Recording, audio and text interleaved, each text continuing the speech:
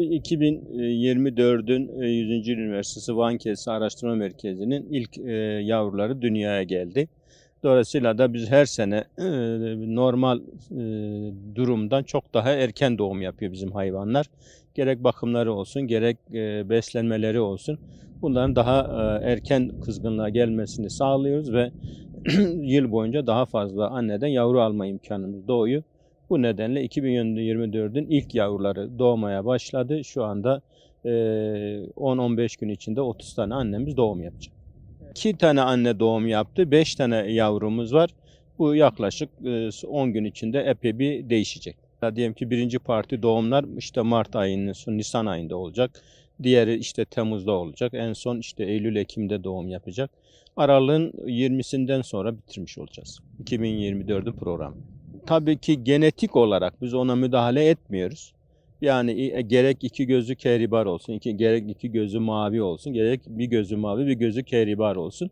Biz orijinal Van kedisi olarak kabul ediyoruz bunları. Bizim baktığımız kriterler, Van kedisi için baktığımız kriterler farklı. Sadece göz rengine bakmıyoruz biz. Vücut yapısına, uzunluğuna, kuyruğuna, gözlerin bademliğine, boy ayak uzunluğuna, yani birçok 15-20 kritere göre biz orijinallik olanı belirliyoruz. Dolayısıyla Van kedilerinde bir gözü kehribar, bir gözü turkuaz yavru doğurma oranı 3 aşağı 5 yukarı %16'dır. Bizim burada aslında Van Kedisi Araştırma Merkezi'nin birinci amacı Van Kedisi neslini korumak ve bunu geleceğe daha güvenle bakmasını sağlamaktır. Bu nedenle biz normalde bizim amacımız doğan her yavrunun orijinal Van Kedisi'nin taşıdığı bütün özelliklere sahip olmasını istiyoruz.